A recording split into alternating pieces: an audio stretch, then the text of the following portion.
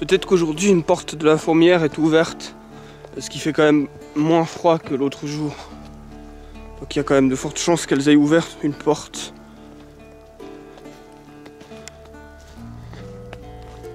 Sur cette autre fourmilière-ci, on voit bien qu'il y a des portes qui sont ouvertes. Je vais vous les montrer. Enfin, on voit bien, c'est une toute petite porte pour une fourmi, donc c'est petit.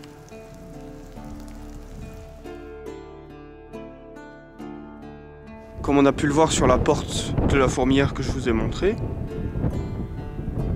elles savent ce que c'est un linteau de porte. Alors elles appellent pas ça linteau de porte, mais tout ce qui fait qu'un linteau de porte est un linteau de porte, elles le maîtrisent. Le concept de linteau de porte, cette structure, cette façon de façonner la structure, façonner la matière, cette façon de concevoir une structure, elle le maîtrise. Alors, on ne sait pas bien comment, par quel, à quel niveau, est-ce que c'est dans leur esprit, est-ce que c'est collectivement, mais n'empêche qu'elles vivent avec ça, elles vivent avec ce concept. Et peut-être bien que les fourmis ont construit des linteaux de porte avant même que les êtres humains aient des murs dans lesquels placer des portes. Les fourmis ont certainement construit des linteaux de porte avant même que l'on soit bipède. Je viens de voir le grand tétra. Je pense pas que je pourrais le filmer, il vient de décoller. Mais j'étais vraiment bouche bée. Il a décollé devant moi et j'étais comme ça. Mais vraiment, j'étais vraiment ahuri. Un énorme grand tétra. Un grand, énorme, gigantesque grand tétra. Le grand tétra, c'est le coq de bruyère. Mais il est parti. J'ai vraiment ce sentiment d'être un personnage tertiaire, un personnage qui a des objectifs totalement autres, mystérieux, qui n'ont pas de rapport avec l'histoire. J'ai l'impression que c'est les personnages qu'on... Dans un schéma narratif classique, c'est le héros il suit sa quête et il a ses compagnons et il a son mentor, ça c'est les personnages secondaires, il y a l'antagoniste, il y a les sous-antagonistes, c'est les alliés de l'antagoniste, donc de l'ennemi. Et tout au long de sa quête, il croise différents personnages étranges. C'est comme des événements, et il y a des sous-événements positifs où il croise un personnage étrange qui l'aide, et des sous-événements négatifs où il croise un personnage étrange qui va lui causer un problème, le faire dévier sur son chemin ou quelque chose comme ça. Et moi j'ai ce sentiment d'être un personnage tertiaire qui est là, qui fait des choses bizarres et on sait pas, dans l'histoire on sait pas ce qu'il fait ce personnage, mais des fois il aide le héros, des fois... C'est souvent là, j'ai l'impression que le héros il va chercher un conseil à un moment de son aventure. Souvent le héros il est confronté à une énigme ou à quelque chose où il n'a pas les informations. Et souvent c'est un personnage de ce type, un personnage tertiaire de ce type, qui souvent est mystérieux parce qu'on ne connaît pas ses motivations, mais souvent il est incarné comme un personnage qui a du savoir ou qui est étrange, mystérieux. Et le héros, dans beaucoup d'histoires, c'est vers ce genre de personnage qu'il va chercher de l'aide. Dans les films américains, c'est souvent un type qui habite loin dans une espèce de déchetterie ou qui habite ou un geek coincé dans son appartement, ou ce type de personnage dont on ignore les motivations.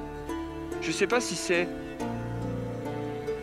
par rapport à ce entre guillemets bien qu'il y a dans la société, qui du coup désignerait les gens qui sont à fond dans ce bien, les héros, les gens qui sont soit à fond contre ce bien et qui se révoltent contre ce bien, ce serait des antagonistes de la société.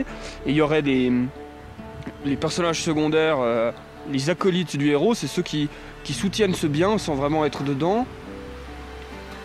Et moi je suis vraiment un personnage tertiaire, c'est-à-dire que l'aventure de la société, eh ben, elle me concerne pas. Moi je suis là et de temps en temps il y a la société qui passe et je fais coucou et elle se dit ah il est quand même étrange ce personnage.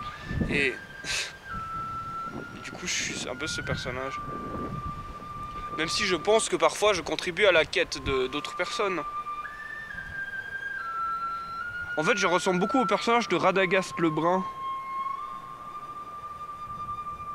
Parce que je suis pas Gandalf, j'ai pas... je vais pas soutenir le héros. Après, chez Tolkien, c'est assez particulier parce que Bilbon le Hobbit n'est pas non plus un héros totalement héroïque. Dans Bilbon le Hobbit, c'est plutôt le chef des nains. Le héros vraiment qui a une quête, qui doit accomplir sa quête. Et Bilbon, il part à l'aventure un peu sans savoir pourquoi. Et quelque part, ça... Peut-être que c'est une sorte de coup de génie de Tolkien d'avoir mis comme personnage principal un type qui a un peu de cette troisième motivation, c'est-à-dire que il veut aider les nains, mais sa motivation en fait c'est pas de récupérer Erebor, sa motivation c'est juste de vivre des aventures et du coup il n'a pas réellement les mêmes motivations que les nains et ça c'est amusant parce que du coup c'est un héros principal qui a des attributs un peu étranges, des attributs de personnages tertiaires, comme je le dis. Alors je sais pas si c'est officiel de parler de personnages tertiaires pour ce genre de personnages qui ont des motivations tout autres que l'objectif précis du bien ou de l'accomplissement. Et il est possible que ces personnages tertiaires dont je parle, et auxquels je m'identifie un peu, c'est possible qu'ils aient une particularité, c'est que leur motivation est insatiable. Alors je suis pas certain, mais je crois que c'est pour ça qu'on peut pas en faire, ou difficilement en faire une réelle narration. On peut en faire une narration, mais ils sont moins propices à faire une histoire avec un début, un milieu, des accomplissements, une fin, parce qu'ils sont insatiables. En fait, leur objectif ne peut pas être résolu. Comme par exemple, Bilbo, il veut des aventures. Peu importe. Il n'y a pas un moment où il va dire « ça y est, j'ai eu les aventures ». Bon, quand il y a eu toutes les histoires, à un moment, il est fatigué, il veut retourner à la maison. Mais il a un appétit insatiable. Et je pense que le cliché du redneck dans la campagne, dans les films américains, qui est loin et que le héros, il vient pour lui demander un conseil, j'en sais rien, réparer un objet ou quelque chose, et ben celui-là aussi, ses motivations, c'est, je sais pas, c'est une sorte d'inventeur fou ou quelque chose comme ça. Et il a un appétit, il a une motivation qui ne s'accomplira pas. Souvent c'est un curieux aussi. Dans les films américains, cette espèce de geek qui vient aider les héros et le héros et ses acolytes, c'est souvent je crois un curieux, c'est-à-dire qu'il aide le héros par curiosité ou juste pour vivre des aventures.